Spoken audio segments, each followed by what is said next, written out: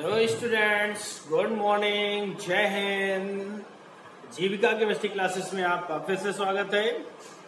और आइए शुरू करते हैं। जो मैंने आपको वीडियोस दिया था उसमें मैंने आपको प्रैक्टिस सेट दिया था। प्रैक्टिस सेट आपने सॉल्व कर लिया होगा, ठीक है ना।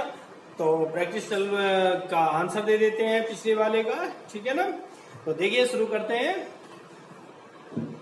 आपका प्रैक्टिस सेट था जिसका पहला क्वेश्चन था कि C2H2 किस श्रेणी का सदस्य है, ठीक है ना। C2H2 किस श्रेणी का सदस्य है? तो श्रेणी आपकी तीन है, एल्केन श्रेणी, एल्कीन श्रेणी और एल्काइन श्रेणी, है ना। जहां पर सिंगल बॉन्ड होगा एल्केन श्रेणी होगी, जहां पर डबल बॉन्ड होगा वहां पर एल्कीन होगी, और ट्रिपल बॉन्ड होगा तो एल्काइन श्रेणी हो जाएगी, ठीक है ना। अब यहाँ पर CH ट्रिपल बॉन्ड का मतलब HC ट्रिपल बॉन्ड HC, ये संरचना बनेगी। इसमें तीन बॉन्ड आ रहे हैं, इसका मतलब ये एल्काइन श्रेणी का सदस्य है, ठीक है ना। नंबर 2 पर आता है CO2 की संरचना होती है। CO2 की संरचना कुछ इस प्रकार से होती है, ठीक है ना। तो ये सीधी रेखा पर आ रही है, श्रृंखली 180 अंश का एंगल बन रहा है, तो इसका आंसर आपका रैखिक होगा, ठीक है ना। नंबर 3 है आयनों से बने यौगिक कहलाते हैं। आयनों से जो बने यौगिक होते हैं वो वैद्युत संयोजी यौगिक कहलाते हैं। क्या कहलाएंगे? वैद्युत संयोजी यौगिक कहलाएंगे। नंबर 4 है एक गैस का अणुभार 44 है। एक गैस का अणुभार 44 है, वाष्प घनत्व होगा। कल के वीडियो में भी यही क्वेश्चन बताया था कि अणुभार बराबर होता है, अणुभार इक्वल टू 2 गुणे वाष्प घनत्व, 2 गुणे वाष्प घनत्व होता है। तो अब हमें वाष्प घनत्व निकालना है, तो वाष्प घनत्व बराबर हो जाएगा अणुभार बटे 2, है ना। अणुभार आपका आ गया 44, तो 44 अपॉन 2 इक्वल टू क्या हो जाएगा 22, आपका आंसर आ जाएगा। ये आपका सी आंसर सही हो जाएगा, ठीक है ना। क्वेश्चन नंबर 5 है 15p 31 15p 31 में न्यूट्रॉनों की संख्या, तो न्यूट्रॉनों की संख्या बराबर होता है A माइनस जेड, ठीक है ना, A माइनस जेड। तो 31 माइनस 15 करेंगे तो आपका आंसर 16 आ जाएगा, अर्थात आपका आंसर B सही हो जाएगा, ठीक है ना। क्वेश्चन नंबर 6 है CO3 डबल माइनस में C की ऑक्सीकरण संख्या होगी। CO3 डबल माइनस में C की ऑक्सीकरण संख्या होगी। आइए देखते हैं। CO3 डबल माइनस C के लिए X प्लस ऑक्सीजन की -2 इंटू 3 बराबर ये हो जाएंगे -2 आयन है, तो x माइनस 6 बराबर -2, तो x बराबर -2, ये उधर जाएंगे तो +6 घट जाएंगे, आपका 4 आंसर आ जाएगा, अर्थात आपका B आंसर सही हो जाएगा, ठीक है ना। क्वेश्चन नंबर 7 में MnO4 माइनस में Mn की ऑक्सीकरण संख्या है, तो MnO4 माइनस में अगर हम सॉल्व करें तो x plus -2 into 4 equal to -1, x -8 बराबर -1, तो x बराबर -1 प्लस का 8 बराबर 7, आपका आंसर B सही हो जाएगा, ठीक है ना। अच्छा भैया, क्वेश्चन नंबर 8 Cl2 में Cl की ON होगी। Cl2 एक स्वतंत्र तत्व है और स्वतंत्र तत्वों की ऑक्सीकरण संख्या सदैव शून्य होती है, ठीक है ना, कंफर्म है। H3PO4 में P की ऑक्सीकरण संख्या H3PO4 1 इंटू 3 हाइड्रोजन की 1 होती है। P के लिए X ऑक्सीजन की -2 इंटू 4 बराबर 0, तो 3 प्लस x माइनस के 8 बराबर 0, माइनस के प्लस के घट जाएंगे, x माइनस 5 बराबर 0, तो x बराबर 5, आपका D आंसर सही हो जाएगा, ठीक है ना। इसी तरह लास्ट क्वेश्चन है इसका 10वां है K4 FeCN का होल 6 में Fe की ON होगी, तो K4 FeCN का होल 6, K के लिए 1 इंटू 4 प्लस Fe के लिए x प्लस माइनस का 1 इंटू 6 बराबर 0, तो 4 प्लस x माइनस 6 बराबर 0, प्लस माइनस घटेंगे, x -2 बराबर 0, तो x बराबर 2, आपका B आंसर सही हो जाएगा, ठीक है ना। इस तरह से आपके पिछले सेट के सेट नंबर 8 के प्रैक्टिस सेट के क्वेश्चन समाप्त हो जाते हैं। और अब आगे चलते हैं हम क्वेश्चन नंबर आगे से, यानी 200 के आगे चलेंगे, 201 से चलेंगे। आई बात समझ में कि नहीं? और वीडियो आपको पसंद आए लाइक करें, शेयर करें, और अगर आप चैनल में नए हैं तो चैनल को सब्सक्राइब करें, बेल आइकन को प्रेस करें, जिससे कि आपके सारे वीडियोस के नोटिफिकेशन आपको मिल जाएंगे। ठीक है ना, क्लियर हुई बात। और आप जो है कम से कम वीडियो के प्रैक्टिस सेट को सॉल्व करना जरूर सीखें। Okay, thank you. आगे चलते हैं, क्वेश्चन नंबर स्टार्ट करते हैं 201। तो आइए शुरू करते हैं स्टूडेंट्स। आगे क्वेश्चन नंबर 201, ठीक है ना। कह रहा भूरा कोयला किस नाम से जाना जाता है।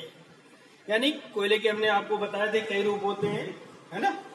काला कोयला, भूरा कोयला, सफेद कोयला, इस तरह से उसके कई नाम होते हैं और कई प्रकार होते हैं। तो इसमें ये पूछ रहा है भूरा कोयला यानी भूरे कोयले को किस नाम से जानते हैं। तो आपका आंसर होगा लिग्नाइट। ठीक है ना, क्या होगा आंसर, लिग्नाइट आंसर आएगा इसका। फिर कह रहा है किसी ईंधन के अपस्फोट रोधी गुण को कौन दर्शाता है। किसी ईंधन के अपस्फोटन रोधी गुण को किससे दर्शाते हैं। उससे पहले आप जान लेते हैं कि अपस्फोटन क्या होता है ना। तो अपस्फोटन की बात करते हैं भैया। तो अपस्फोटन का मतलब ये होता है कि जब कभी कभार आपने सुना होगा कि गाड़ियों में या स्कूटर में, मोटरसाइकिल में गाड़ी को चलाते हैं और गियर डालते हैं तो बहुत तेजी से अंदर से कड़कड़ाहट की आवाज आती है। वो कड़कड़ाहट की आवाज ईंधन के जलने से होती है, समय के पहले, है ना। यानी परिभाषा बनेगी कि ईंधन का समय से पहले जलना अपस्फोटन कहलाता है। क्लियर हुई बात। ईंधन का समय से पहले जलना अपस्फोटन कहलाता है, ये होता है। तो किसी ईंधन के अपस्फोटन रोधी गुण को किससे दर्शाते हैं। तो इसके लिए आपका एक आंसर होता है ऑक्टेन संख्या। ऑक्टेन संख्या से ईंधन के अपस्फोटन को दर्शाते हैं। क्वेश्चन नंबर 203 है कोयला, पेट्रोलियम, नाइट्रोजन तथा जल गैस में से जीवाश्म ईंधन नहीं है। यानी इन चारों में से आपको चुनना है कौन सा जीवाश्म ईंधन नहीं है। तो आपका आंसर होता है ये नाइट्रोजन। नाइट्रोजन जो होता है वो जीवाश्म ईंधन नहीं होता। जीवाश्म मालूम है ना, पृथ्वी के अंदर लाखों करोड़ों वर्ष पूर्व दबे जीवधारियों के अवशेष जीवाश्म कहलाते। यानी पृथ्वी के अंदर लाखों करोड़ों वर्ष पूर्व दबे जीवधारियों के अवशेष को जीवाश्म कहते हैं। अगला 204 अग्निशमन में प्रयुक्त गैस है। अग्निशमन यंत्र होते हैं भैया, ठीक है ना आपका क्वेश्चन।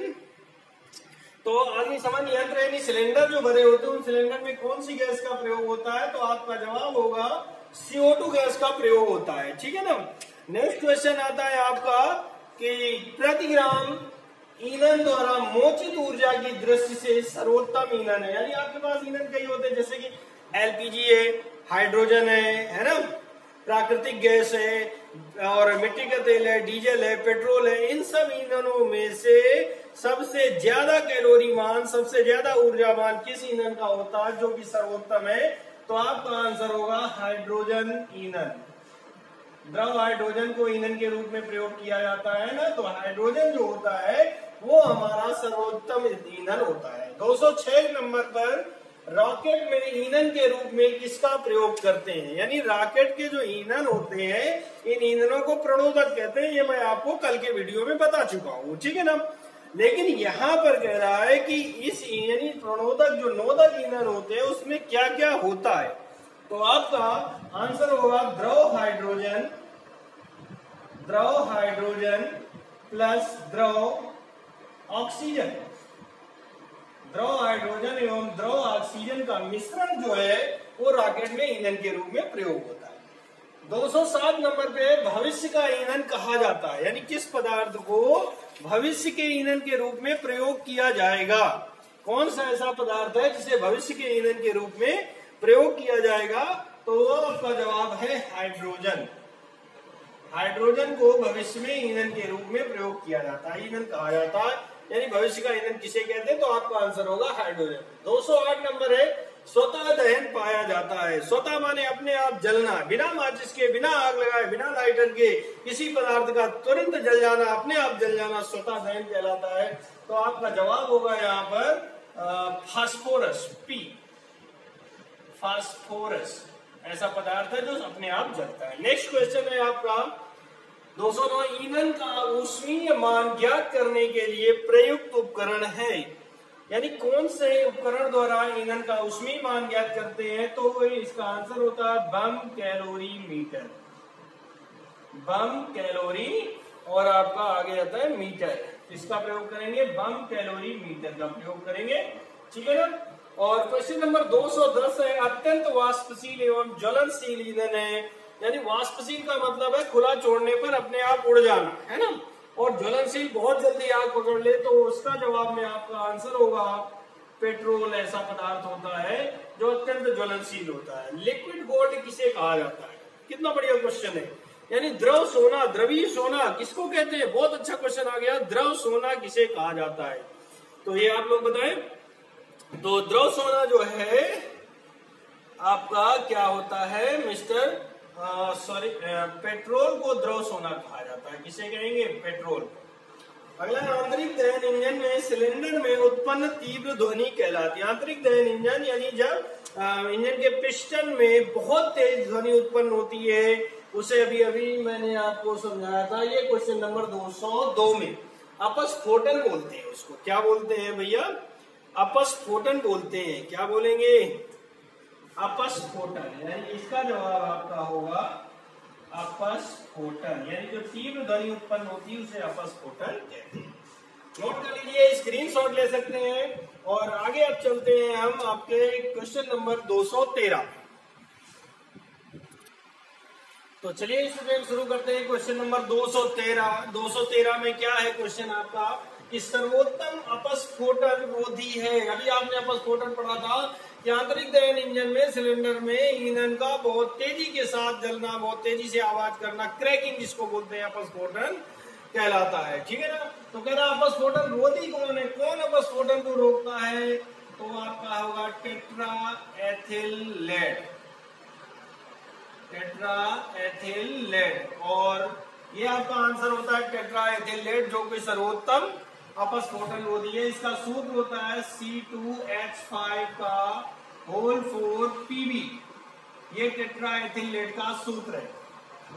नेक्स्ट है, केरोसिन के भंजन से प्राप्त गैस है। केरोसिन क्या होता है, मिट्टी का तेल होता है, और भंजन का मतलब होता है भैया सबके घर में तवा होते हैं, है ना, रोटी बनती है, और रोटी बनने के बाद तवा गर्म हो जाता है, उसके ऊपर अगर आप 2-4 बूंद पानी डालेंगे, पूरी बाल्टी नहीं पलटना भैया, 2-4 बूंद अगर आप पानी डालते तो वो पानी बड़ी तेजी के साथ उछल उछल कर जलता है और खत्म हो जाता है, क्रैकिंग होती है, उस क्रिया को भंजन बोलते हैं, ठीक है ना। तो अगर केरोसिन डाला जाए, कह रहा है कि अगर गर्म चीज पर केरोसिन डालें, गर्म तवा जैसा नहीं, बिल्कुल लाल गर्म होना चाहिए, तब होती है ये क्रिया, ठीक है ना।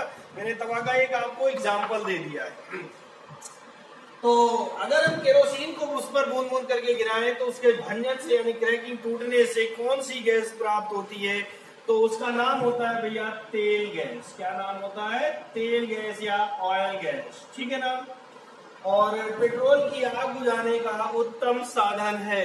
पेट्रोल की यानी पेट्रोल द्वारा लगी आग को कैसे बुझाया जा सकता है, तो उसको बुझाने के लिए भैया आप पानी का प्रयोग नहीं कर सकते, है ना, बालू और फोम का प्रयोग करेंगे, ठीक है ना, तो आप पेट्रोल की आग को बुझा सकते हैं। इसके अलावा बालू की जगह पर मिट्टी हो तो मिट्टी का भी प्रयोग किया जा सकता है। क्वेश्चन नंबर आपका अगला है, विमानन गैसोलीन में ग्लाइकॉल क्यों मिलाया जाता है, तो ये क्या करता है कि पेट्रोल के हिमीभवन को रोकता है, पेट्रोल के हिमीभवन, ठीक है ना, पेट्रोल के हिमीभवन को रोकता है।